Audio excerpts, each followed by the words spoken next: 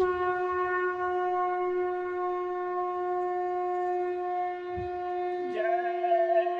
गुरुदेव। जय गुरुदेव।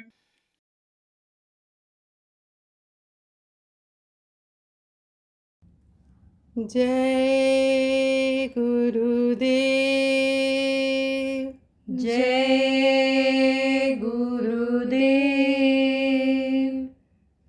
सुमिरन बिन गोता खाएगा। सुमिरन बिन गोता खाएगा। गुरु नाम बिना पछताएगा। गुरु नाम बिना पछताएगा। सुमिरन बिन गोता खाएगा। सुमिरन बिन गोता खाएगा। क्या लेकर तू आया जगत में। क्या लेकर तू आया जगत में। और क्या लेकर तू जाएगा। और क्या लेकर तू जाएगा। सुमिरन बिन गोता खाएगा। सुमिरन बिन गोता खाएगा। मुट्ठी बांध के तू आया है जग में। मुट्ठी बांध के तू आया है जग में। और हाथ पसारे जाएगा। और हाथ पसारे जाएगा। सुमिरन बिन गोता खाएगा। सुमिरन बिन गोता खाएगा। बार बार तू जन्म भी लेगा। बार बार तू जन्म भी लेगा। और फिर 84 जाएगा। और फिर 84 जाएगा। सुमिरन बिन गोता खाएगा। सुमिरन बिन गोता खाएगा। कहत कबीर सुनो भाई साधु। कहत कबीर सुनो भाई साधु। सतनाम से ही तर जाएगा। सतनाम से ही तर जाएगा। सुमिरन बिन गोता खाएगा। सुमिरन बिन गोता खाएगा। सुमिरन बिन गोता खाएगा। जय गुरुदेव। जय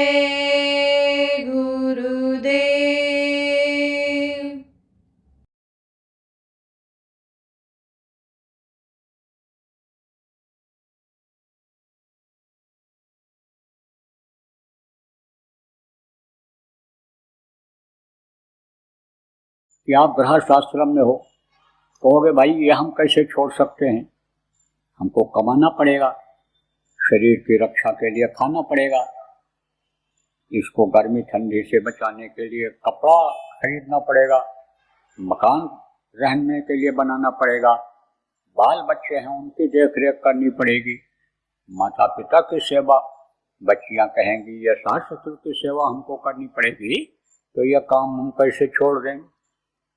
बात सही भी है, करना भी है इसको, लेकिन इसमें फंसना नहीं है, इससे थोड़ा समय निकालना है अपनी आत्मा को उस प्रभु तक पहुंचाने के लिए। उसकी यादें ही भूल रही, जो सत्य है प्रभु उसको भूल जा रहे हैं। असत्य की दुनिया में, झूठी दुनिया में फंसे हुए हो तो कैसे समझ में आएगा। देखो समझ में इस तरह से लाना है आपके, गुलाब खूब होता है यहाँ से गुलाब की खेती लोग पहले करते थे, अब भी करते होंगे। यहाँ से गुलाब जाता है कहाँ, जयपुर गुलाबी नगरी में। तो गुलाब कहाँ खिलता है, कांटों में खिलता है, लेकिन कांटों से अलग रहता है। कमल कहाँ खिलता है, कीचड़ में खिलता है, लेकिन कीचड़ उसका कुछ कर पाता है, नहीं कर पाता है, उससे अलग रहता है। आप देखो जलकुंभी होती है, जलकुंभी किसको कहते हैं, जल के ऊपर ऐसे निकल करके आ जाती है, पानी कितना भी बढ़े लेकिन जलकुंभी उसके ऊपर ही रहेगी। ऐसे रहना है गृहस्थाश्रम में, किसी मनुष्य शरीर में रहना है, लेकिन इसमें फंसना नहीं है। आप फंसोगे, फंसते कब हो, जब उस प्रभु को भूल जाते हो, जिसने पैदा होने के पहले माँ के स्तन में दूध भर दिया, परवरिश वो करता है, देता वो है, खिलाता वो है, लेकिन उसको भूल जाते हो। उसको अगर याद रखोगे कि अजगर करे न चाकरी और पंछी करे न काम, और दास मलुका कह गए सबके दाता राम, उसको अगर याद रखोगे तो फंसोगे नहीं। यही आपका आग्रह है, यही हाथरस है। यहाँ कई संत हुए, आप ये समझो ब्रजभूमि में देखो कृष्ण भगवान जैसी अवतारी शक्ति हुई, यहीं पर बादशाह भी हुए हैं। मुसलमानों में अकबर बादशाह, किला भी बना हुआ है।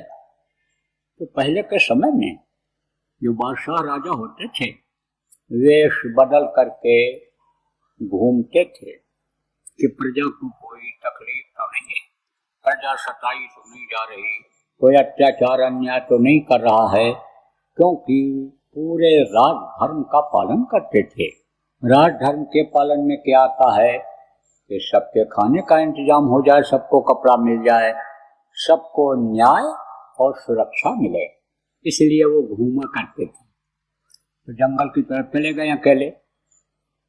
अकेले जब गए तो रास्ता काफी चले गए सोचते हुए, क्योंकि जो ज्यादा जंजाल बढ़ाते हैं या जिम्मेदारी वाली जगह पर होते हैं, चाहे अधिकारी हों, चाहे मुखिया हों, गांव के सरपंच हो, प्रधान हो, चाहे जो भी हो, जब जिम्मेदारी ज्यादा हो जाती है तो उसको सोचना ज्यादा पड़ता है, वो सोचते रहते हैं। तो सोचते रहे या बात करते रहने से रास्ता ज्यादा दूर चला जाता है, आदमी पता नहीं चलता, अनुभव में नहीं आता है। सोचते सोचते चले गए, जंगल में काफी दूर चले गए। अब जब समय आया भोजन का तो आप सब लोग भूख लगे, सोचे लो खाएं कोई चीज। इधर उधर देखे कोई फल दिखाई नहीं पड़ा, तब तक एक झोपड़ी दिखाई पड़ गई। गरीब आदमी रहता था वहीं झोपड़ी बना करके, तो गए उसकी तरफ। वहां जब गए तो देखा उसने पहले बड़ा सम्मान था और बड़ा सेवा भाव था, जो वास्तव में मानव धर्म है उसका लोग पालन करते थे। कहोगे मानव धर्म क्या है? सत्य, अहिंसा, सेवा, परोपकार, यही मानव धर्म है। यही 4 स्तंभ हैं धर्म के। सत्य लोग बोलते थे, हिंसा हत्या किसी भी जीव की नहीं करते थे, याद रखते थे बिस्मिल्लाहिर्रहमानिर्रहीम, याद रखते थे कि दया धर्म तन बसे शरीरा, ताकर रक्षा करें रघुवीरा, और सेवा भाव बहुत था। आप कैसी आग्रह और इसी हाथ श्रेष्ठ, हाथ रजिला तो बाद में बना, ये सब आग्रह में ही था। गुरु महाराज के पास नहीं रहता था आश्रम पर, यहाँ पुराना जहाँ बना हुआ है, गुरु महाराज भेजा करते थे प्रचार के लिए। यहाँ तक कि चिट्ठी लिख लिख करके भेजते थे कि उमाकांत तिवारी को भेज रहा हूँ, समझ लेना मैं ही आ रहा हूँ। तो मैं इधर बहुत डोला, बहुत घूमा इधर इस क्षेत्र में। मैंने देखा सेवा भाव कि बैठे हुए हैं दरवाजे पर और उधर से कोई जा रहा हो, आओ आओ शाह, राम राम शाह, जय गुरुदेव शाह, आओ आओ आओ, बैठो, बैठाते थे। अरे पानी पूनी पी लो, तुरंत पानी मंगाते थे। रोटी का समय है तो रोटी खिलाते थे।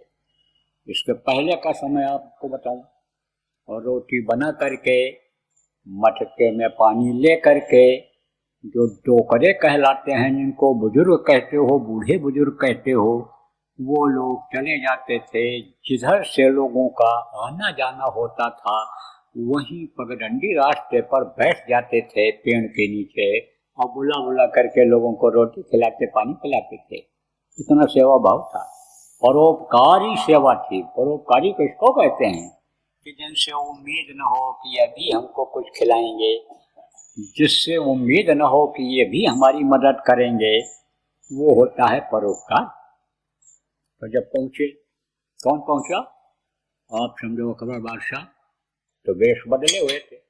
किसान तो उनको जानता भी नहीं था, अब भी बहुत से लोग नहीं जानते हैं। मैं तो ऐसी ऐसी जगह गया कि जहाँ कोई जाता ही नहीं। उनसे पूछो तुम्हारे मुख्यमंत्री का क्या नाम है, प्रदेश का नहीं बता पाएंगे। प्रधानमंत्री का क्या नाम है, राष्ट्रपति का क्या नाम है, तुम्हारे जिले के आप ये समझो जिलाधिकारी का क्या नाम है, यहाँ तक कि मुखिया जो हैं, पंच हैं, प्रधान हैं, नाम उनका भी नहीं मालूम। जो भैया साहब, बाबू साहब, दाऊ साहब, जो बोहरे साहब, जो उनको लोग कहते हैं, उन्हीं को मानते हैं। आज भी ऐसा है। तो उसको तो मालूम नहीं था कि ये कौन है, क्या है, लेकिन उसने तो समझा भाई भगवान है ये हमारे। क्यों कहते थे? मेहमान नहीं, भगवान आ गए। अगर कोई दरवाजे पर पहुंच जाता था, शुक्र करते थे, प्रभु को धन्यवाद देते थे, कहते थे आपने मेरे ऊपर दया किया और आप बिना बुलाए मेहमान भेज दिया। और आज का शायद बता दें बीच में, ये जो कहती हैं बहुएं कि मैं तो डिग्री डिप्लोमा लेकर आई हूँ, मैं पढ़ी लिखी हूँ, फटा पैंट पहनती हैं, जांघिया बनियाइन पहनती हैं, वहां अगर कोई पहुंच जाए मेहमान, तब क्या कहती हैं? मेहमान नहीं, टेंशन आ गया, टेंशन। टेंशन कहती है मेहमान। अतिथि देवो भव जिसको कहा गया, वो चीज भूल जाती है। लेकिन पहले ऐसा नहीं था। तो बैठाया किसान ने बैठाया और पानी पिलाया, कहा रोटी खा ले। पथिक माने रही, रास्ता चलने वाले खा ले, तो खिलाया। अब इतना बढ़िया इनको लगा कि जो घर में नहीं लगता था, अच्छा स्वाद नहीं लगता। आज भी ये माताएं देखता हूँ, बाजरे की सेक के जो बनाती बढ़िया रोटी, कंडे के, लकड़ी के आंच पर जो बढ़िया बनता है, वो पुआ और पकौड़ा में मजा नहीं आता है जो ये बनाती। इतनी मिठास, खाली खाते ऐसे चले जाओ, बदल साग सब्जी दाल। खुश हो गया। तो खुश हो गया जब तब उसने कहा देखो मैं तुमको कुछ देना चाहता हूँ। तो उसने कहा हमको तो खुदा भगवान ने दे रखा है, हमारा तो सब काम चल रहा है, हमको क्या मांगे आपसे? आप कह रहे मांगो कोई चीज, हम दे दें आपको। तो आप क्या दोगे हमको? हमारा तो चल रहा है। जाहे बिज राखे प्रभु वाहे बिज रही, हम तो उसी के अनुसार रह रहे हैं। समझ लो कि गरीबी झेलने के लिए ही पैदा हुई। तो बादशाह चुप हो गया। लेकिन बादशाह ने ये कहा कि देख, मैं यहाँ का बादशाह हूँ और मेरा नाम है अकबरा। तुझको किसी चीज की जरूरत पड़े तो तू मेरे पास आ जाना।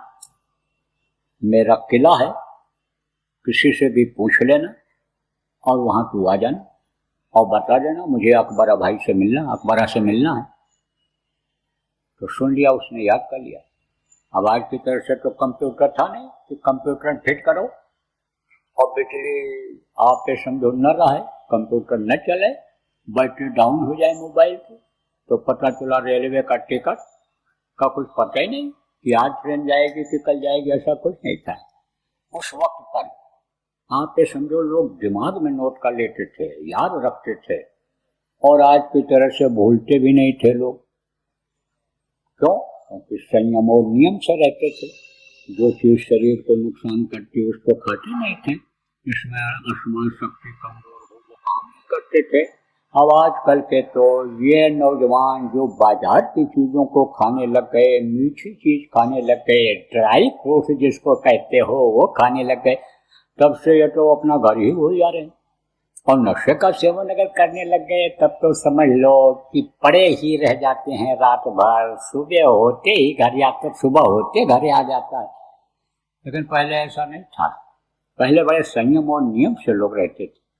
तो बुढ़े को याद हो गया, अब समय बदलता है आदमी का। लड़की छोटी थी, समय बदला, बड़ी हो गई, सयानी हो गई।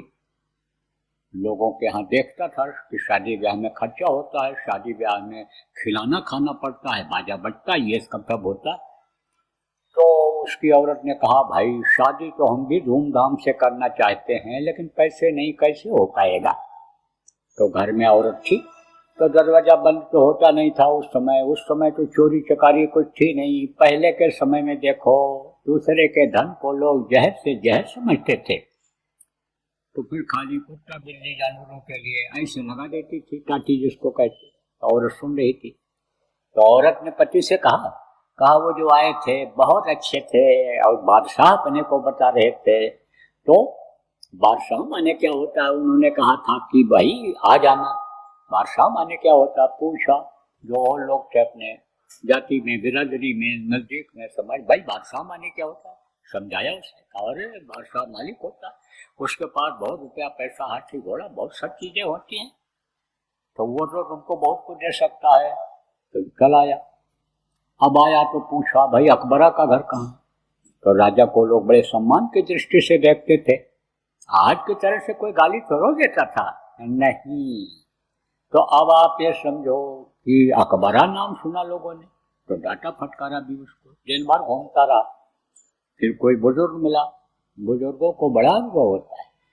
देखो बच्चियों, ये जो डोकरी है, ये जो सास हैं, ये बड़े गाढ़े वक्त पर तुम्हारे काम आएंगी, इनकी सेवा जरूर करो। ये न सोचो मैं पढ़ी लिखी हूँ तो हम इनकी सेवा न करें, इनको अनुभव ज्यादा है जीवन का।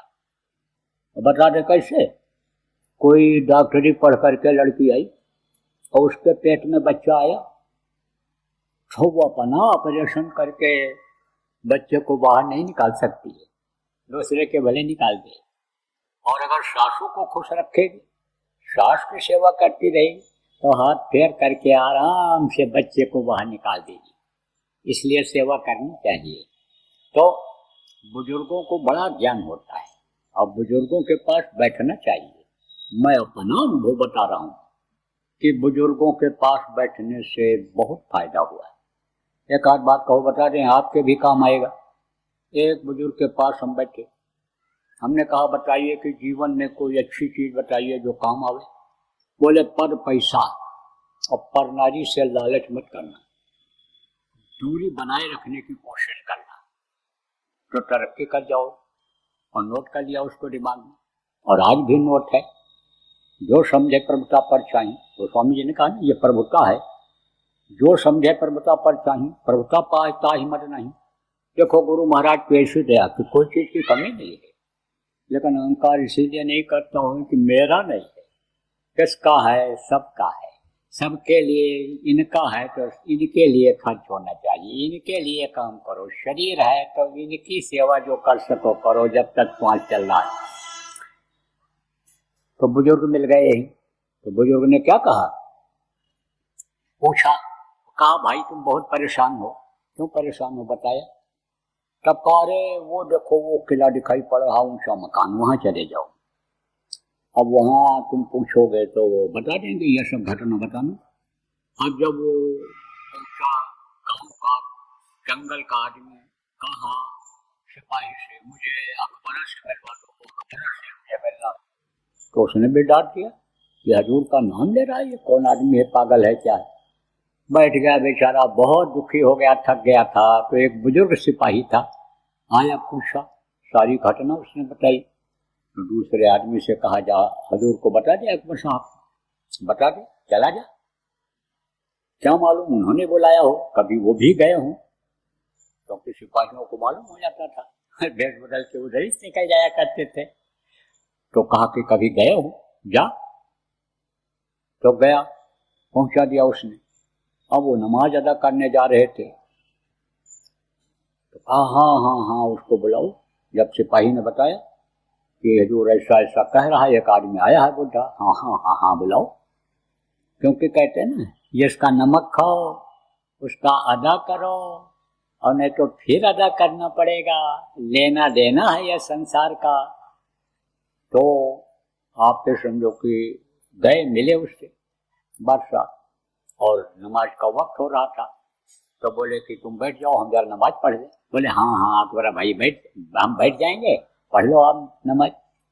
अब वो सोचे कि अगर उधर जाएंगे कहीं तो उतना बढ़िया नहीं रहेगा, लो जब उपासना करना है, ध्यान लगाना है, तो ध्यान यहीं बैठ करके लगा लेंगे, जब आंख बंद करके ही ध्यान लगाना है तब यहीं लगा लेंगे, नहीं कुछ देखेंगे तो ये भी बैठे रहे तो क्या दिक्कत है।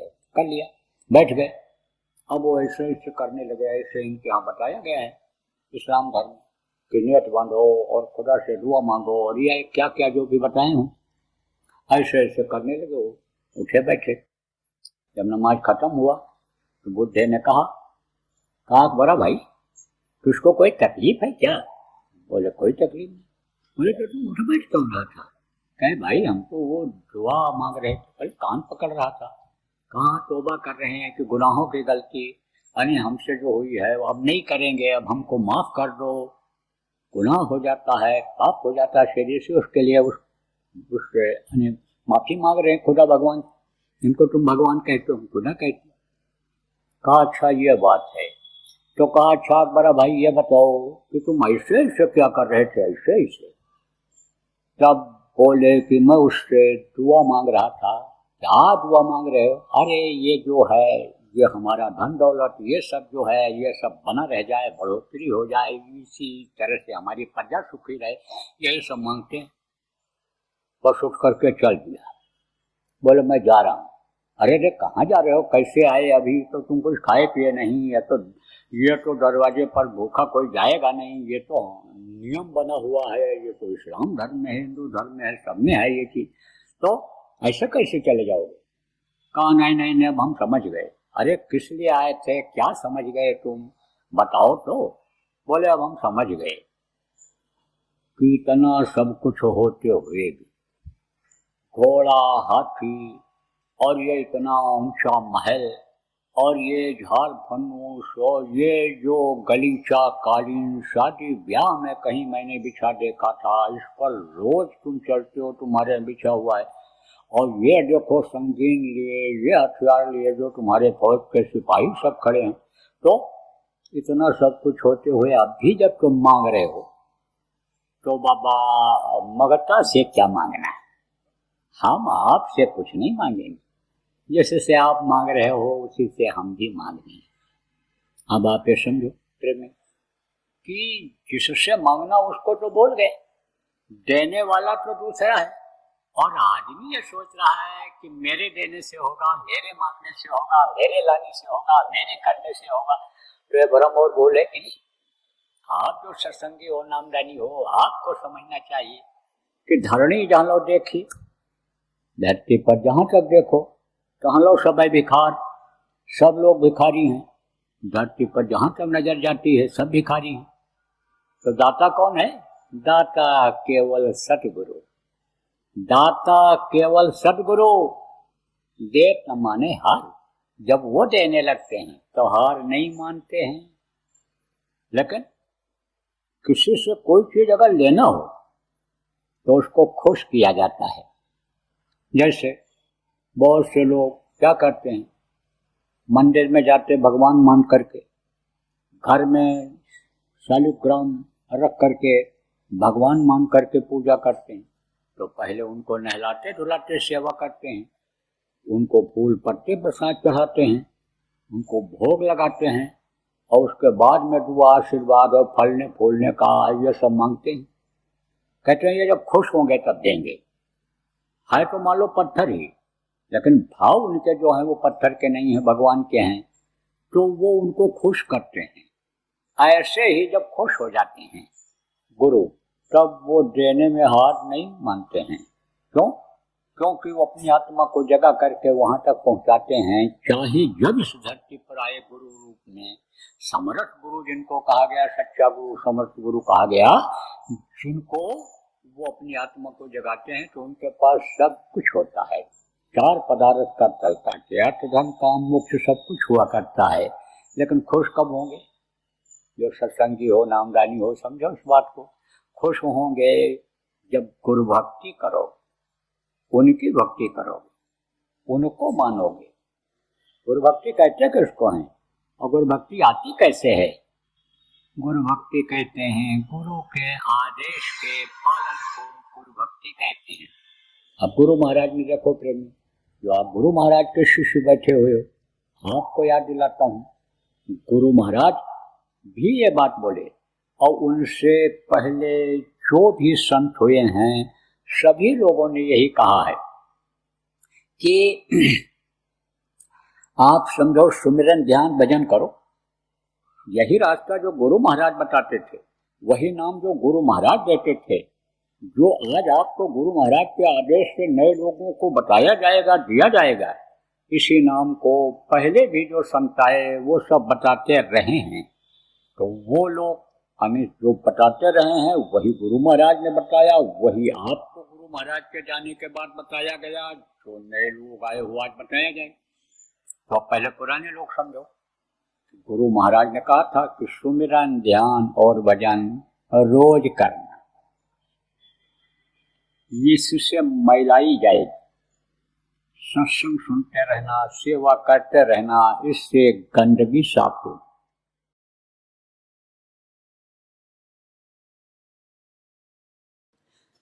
इस भारत देश जैसे धार्मिक देश में